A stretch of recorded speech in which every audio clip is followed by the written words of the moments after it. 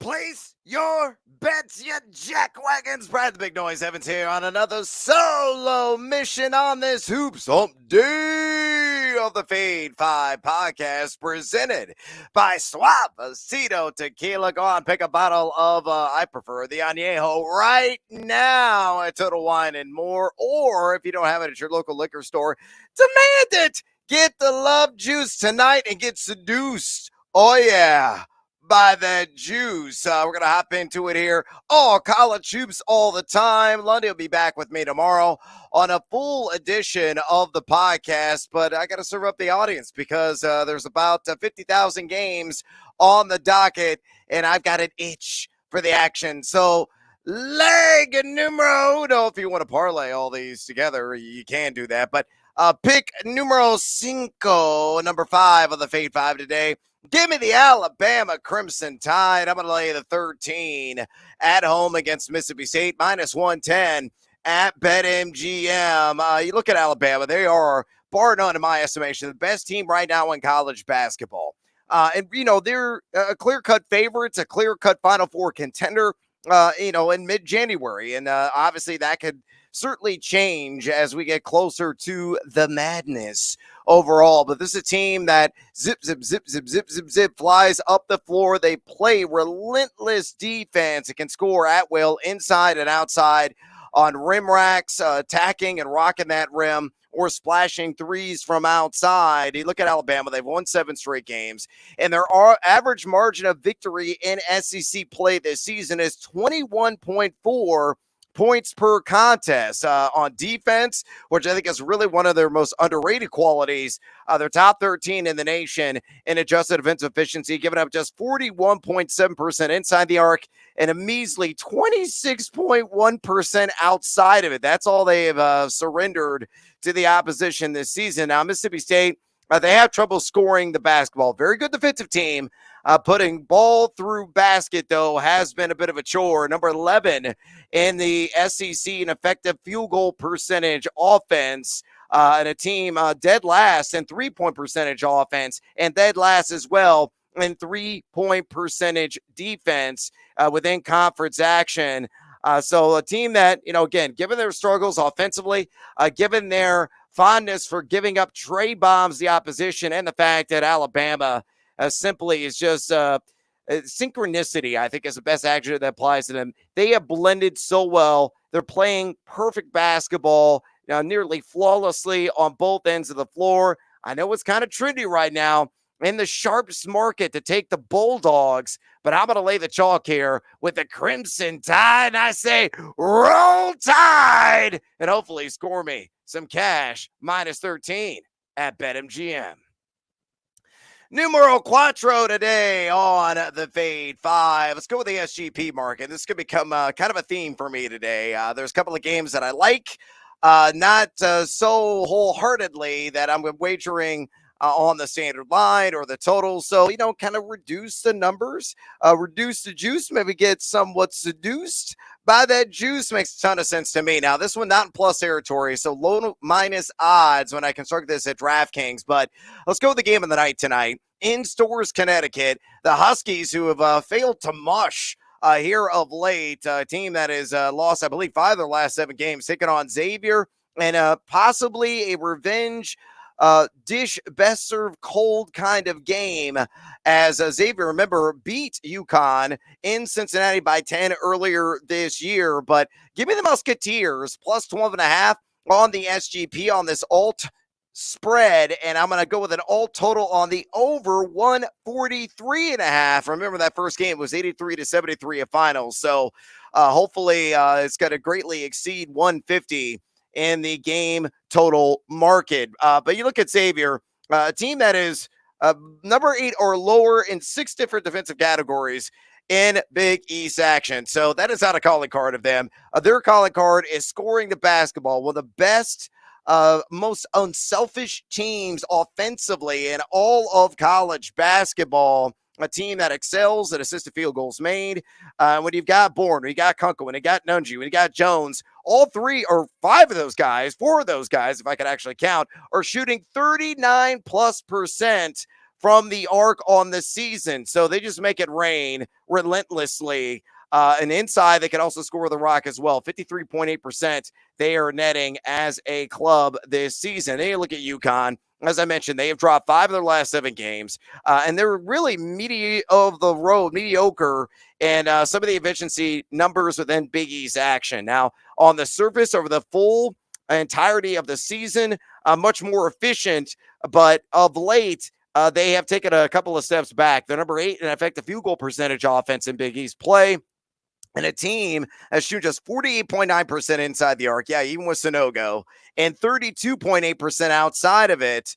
Very good defensive team, largely because of Sonogo and his rim protection prowess. Number 2 in the Big East and effective field goal percentage defense. But what version is going to show up? And I know they got off the schneid last time out on the floor, got a much-needed victory, kind of stopped the bleeding a little bit. But there are question marks, and Xavier can absolutely fill up the cup. So you can dance if you want to. You can leave your friends behind.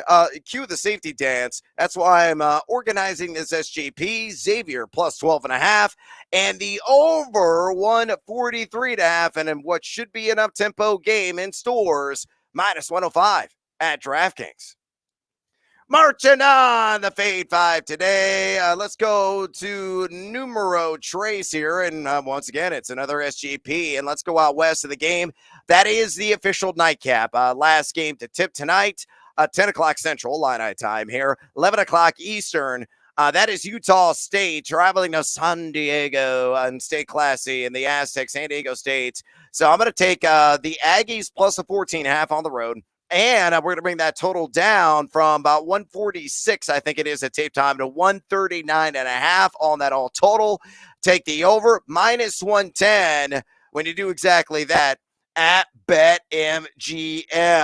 You look at the Bart Torvik rankings that are out there. You know, Ken Palm, Haslametrics, Bart Torvik are 3 sources that I generally utilize to kind of match the visuals that I've been seeing and scouting all these games and teams. Those efficiency sites are indispensable in my estimation for all the accumulation of information that they provide. But according to Torvik, and you can sort some of the data there. So since the first of the year, when the calendar flipped to 2023, San Diego State is number 35 in overall efficiency, and Utah State number 75. So you might say to yourself, well, this is a decisive advantage to the home team.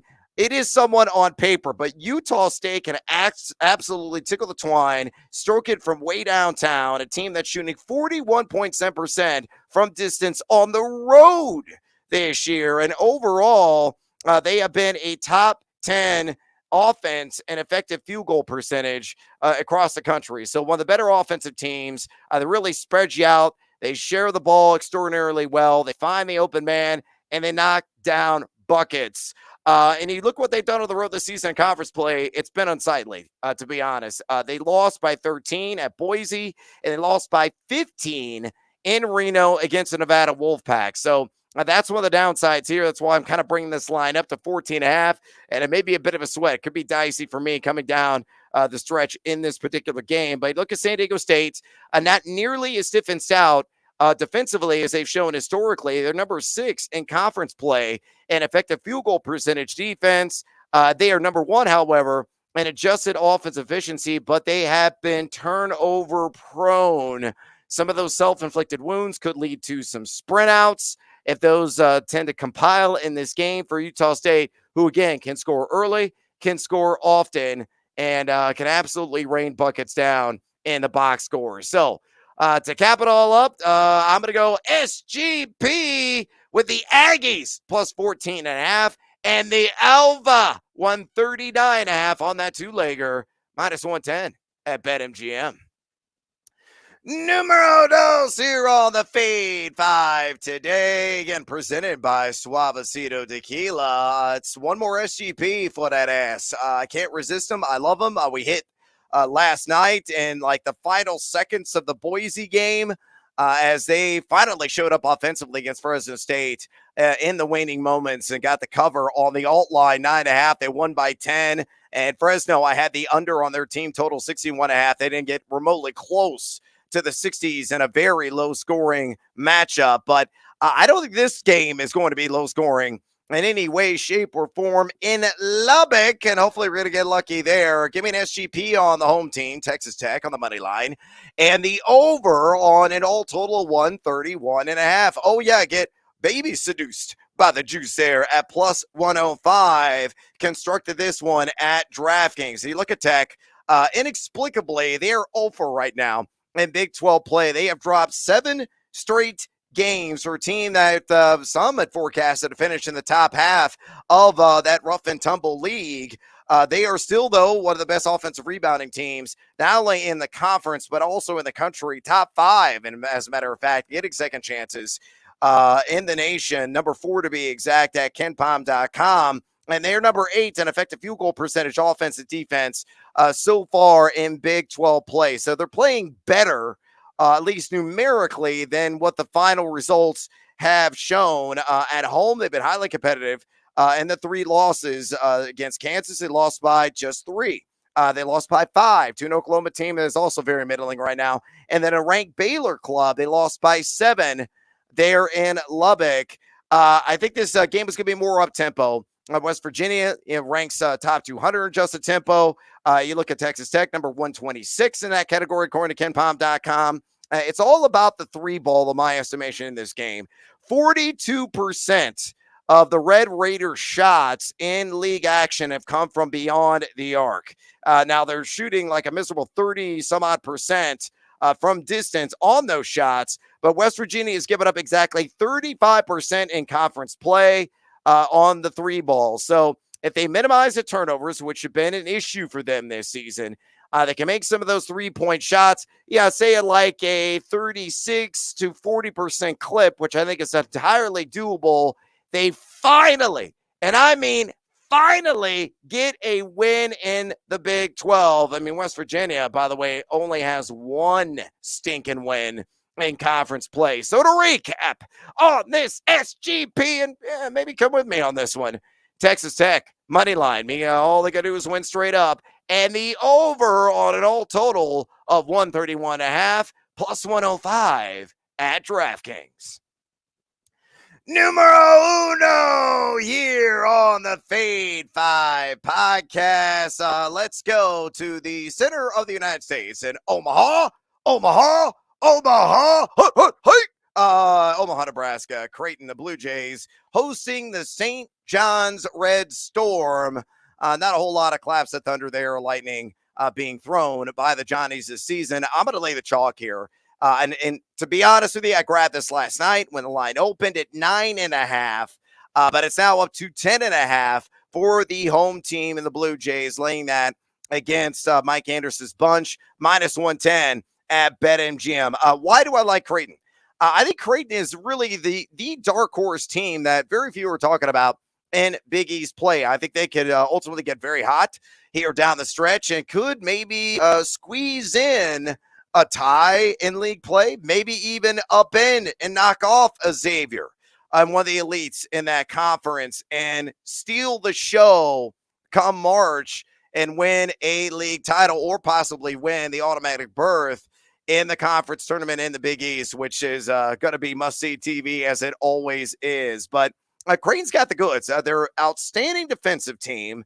One of the best in the nation in effective field goal percentage. Defense are top 40 in that category, and they're number 1 in the Big East in adjusted defensive efficiency.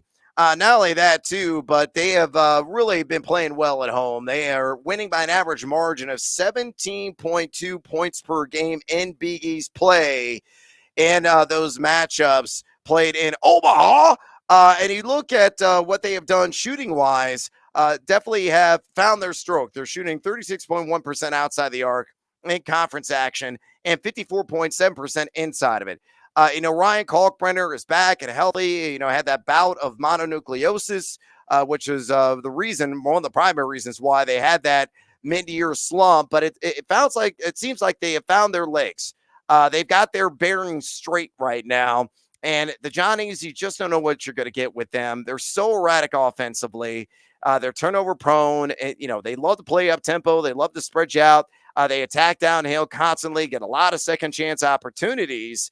But this is a team that is number 7 an effective field goal percentage offense right now in league play, and a team too that is 325 plus an effective field goal percentage offense and defense of the entirety of the season. So, oh no, that last stat incorrect. I actually read that for Louisville. So here's what you could do.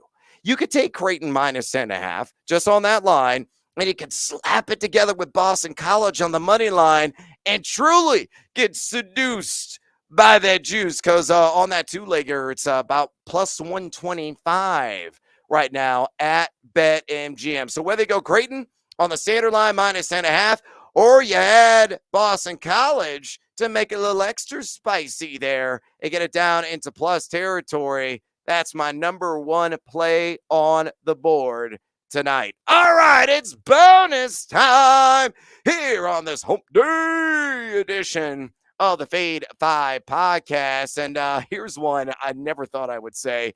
And what a bizarre matchup. Out of conference in the middle of January, Stanford, member of the Pac-12, taking on Chicago State at home there in Palo Alto. And Stanford, along with Oregon State and Cal, really the dregs of the cake right now of the Pac-12. And it's certainly a case of the haves and the very have-nots in that league. But I do like the visiting Cougars covering the 18 on the road, against the Stanford Cardinal.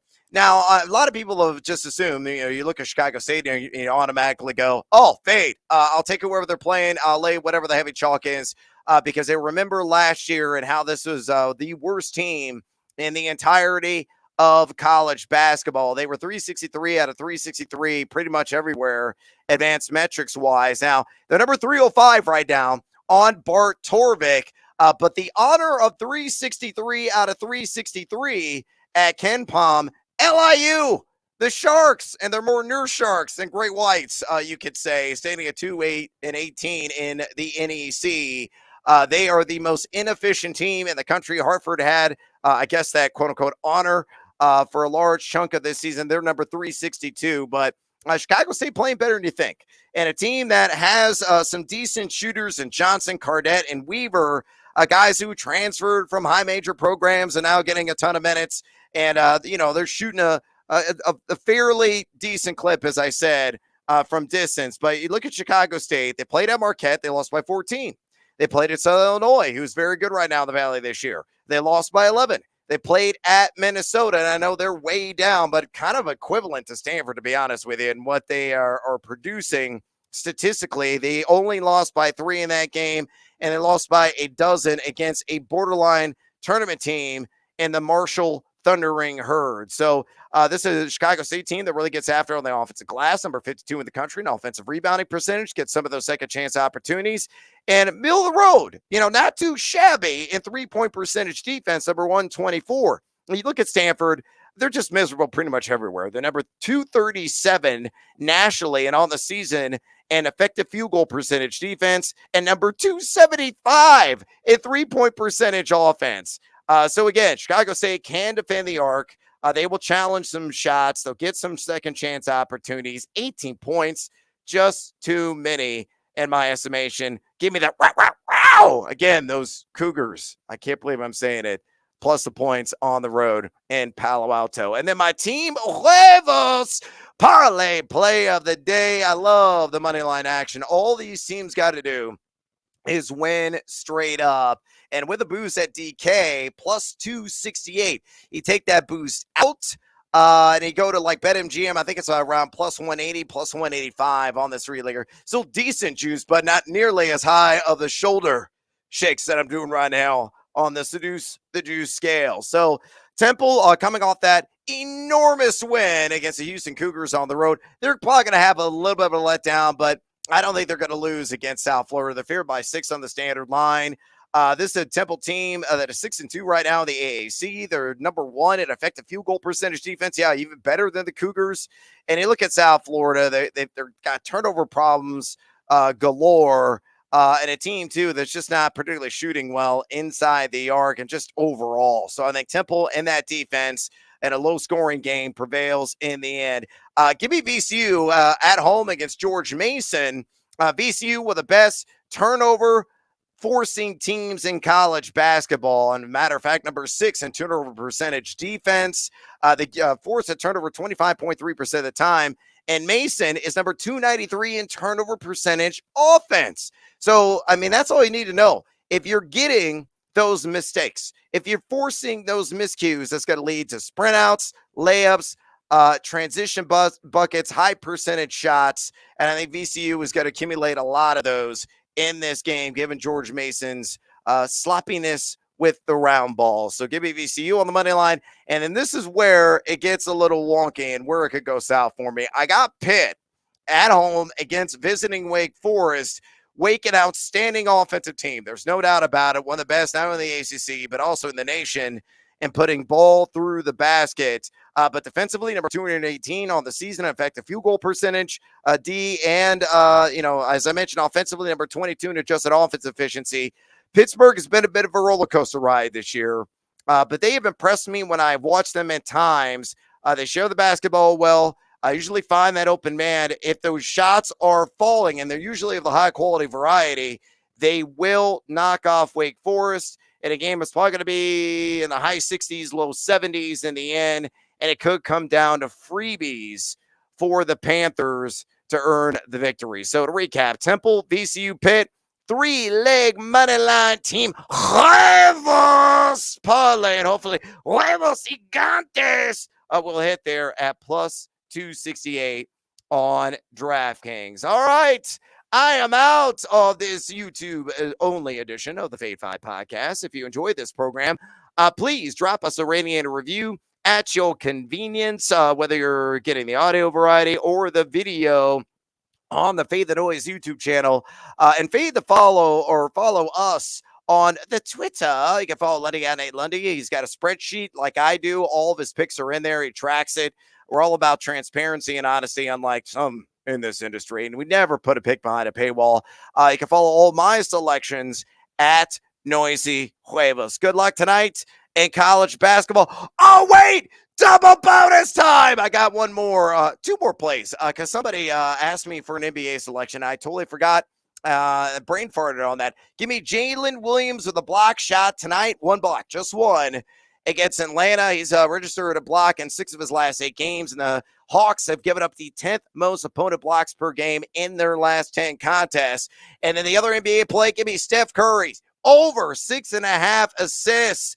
It's going to be Steph the Damer tonight for Golden State taking on the Memphis Grizzlies. He's at the over in his last 2 games. Yeah, he's averaging below this on the season, 6.3 assists per contest. But Memphis has allowed the 3rd most assists to opponents in their last 10 games. So again, Jalen Williams, 1 block shot, that's all I need. And Steph Curry over 6.5 times. And that is officially a wrap on to the Fade 5 podcast. As always, until next time, fade or follow. That is up to you.